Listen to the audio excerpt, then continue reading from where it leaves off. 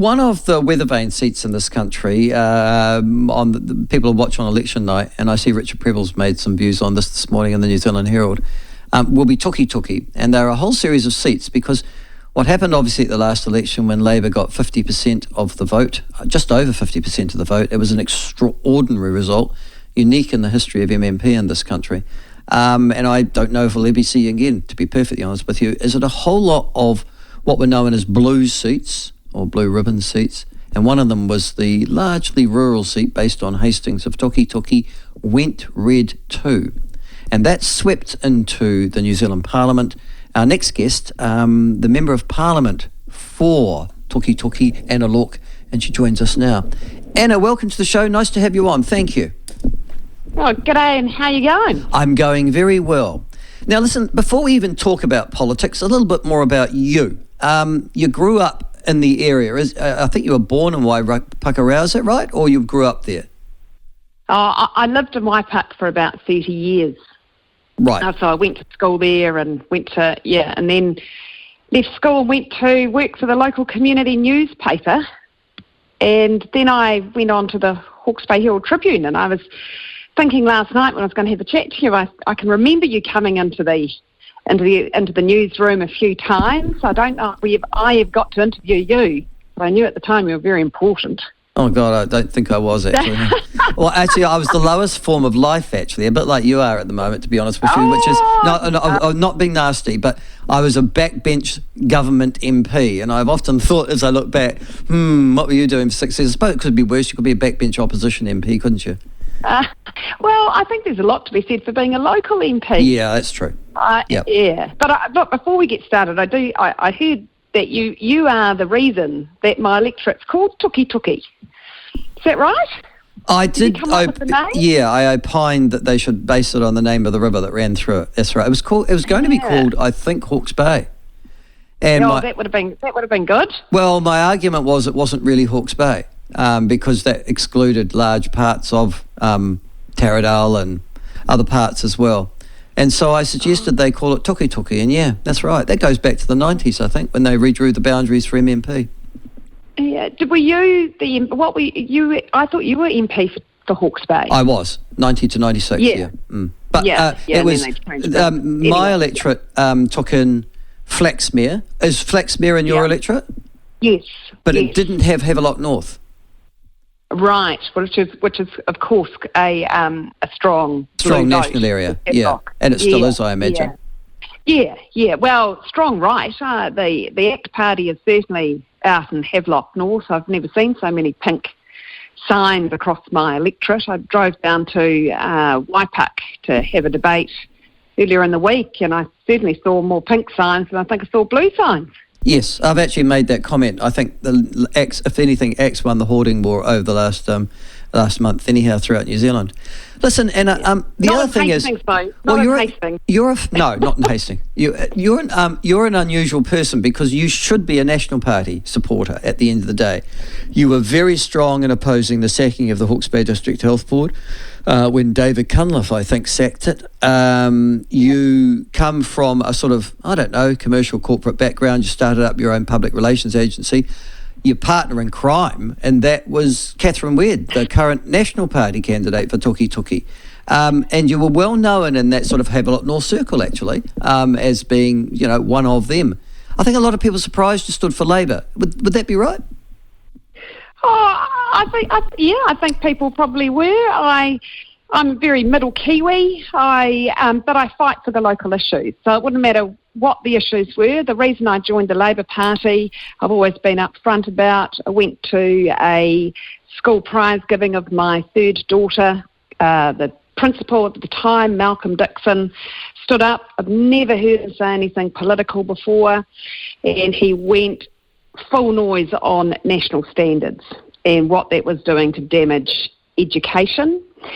And it shell-shocked me. I've been a busy mum, busy businesswoman. I hadn't really taken a lot of interest, I must admit. When you've got 3 little kids and you're busy and life's busy, you're not really focused on politics. And I was so shell-shocked. I spent the whole holidays looking up more around national standards And I went back and saw Malcolm after the holidays, and I said, right, well, how do we get rid of them? And he said, we're going to have to fight the government. And so I waited till my husband went over on a surfing trip, because I think he would have convinced me not to, and signed up to the Labour Party. And the rest is history, really. I just went out on that, and here I am.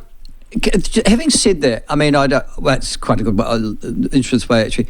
National standards were brought in as a rudimentary way, I guess, of trying to at least inform the parents of children, you, for example, how they were doing at school. And now, I mean, I've still got school children. I've got 2 at school, Anna.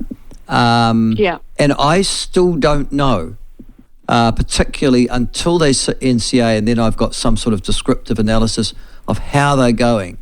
That still seems to be that yawning chasm between school and parent as to the progress of their child still seems to exist, yeah? Well, I've got 5 daughters, and they all learn differently. And my view on parent-teacher relationships is you find something that your kid's good at, and then you harness that, and you throw all of the energy around, do projects on something you're interested in. Even when they're little, they all have a different way of engaging. What got me about national standards is being told a child reading their report from the age of 6, because it was all sort of standard, above standard, below standard, and what's standard? I mean, when I left school, I left school because my principals called me out for being mediocre in the middle of my classroom and in front of all my mates, and I was gutted. I just thought, gee, I'm not good enough to go to university. So I basically left school and went and got a job. And I just think that the way that national standards was spending a lot of time testing kids and not letting them get out in the classroom, and they were the stories that I was hearing from Malcolm. We used to go on school camps and have adventures, and everyone had something good about them, and I think that's what you've got to harness in education. And some of us don't do well at school, don't they? I accept that some of us might not do well at school, Anna, but at the end of the day, don't we need to know as parents that our children have got those bedrock basic skills of reading, writing, arithmetic, on which they can then build the things that they will later be good at and branch out on their own. But you must have those basics first. I think you still get them. I mean, you can go to a parent-teacher interview and you can have a chat with the child as well, and you can look at those things. But reading, writing, maths, technology as well. I mean, how often do you and I pick up a pen these days? Well, probably me every day, but yeah, Do you? Well, my kids hardly ever see them with a pen. They're on their, they're pretty digitalised. No, I understand what you're saying, but don't I need to know where my children are? So if my child, for example, isn't learning in as well as they should in reading, writing, arithmetic, don't I need, as a parent, to know that if I then want to assist them to do better? Absolutely, but you can do that in school now. You can talk with your, they do assignments. They still get grades, and they do all the way through secondary school as well. I mean, you get your school report, but what I don't think helps is when you're pitching school against school, and this school has a better level of standard against what? Well, and you are aware, though, aren't you? But you are aware that, I mean, every child, every year, and multiple times is assessed. I mean, they do the standard assessments and have been doing so. All I want to do as a parent is to get access to the same assessment regime that the teachers are imposing upon my child. That's not an unreasonable request, is it? Well, as I said, you can still go and you can still get the... Bloody hard. Very hard to get. Well, it's not automatically given to me as a parent, and it really should be. And I guess that's where you and I might differ on national standards. But okay, that's all right. I mean, that's how you got into it. That's fair enough. You also beat at the last election, though, Lawrence Yule, who was my old electorate chairman, I have to say, and the former mayor of Hastings, in the Tukituki electorate. When you got elected on election night of 2020, were you surprised? Because that was a shock. Not many people expected Lawrence Yule to lose Tukituki. Well, this will be my fourth election, so I'd run 2 elections before. I'd faced Craig Foss, and then I'd faced Lawrence in 2017. And in 2017, I ran the campaign of my life. I ran it from the time that for basically 3 years, and Foss left and Lawrence came in at the last minute.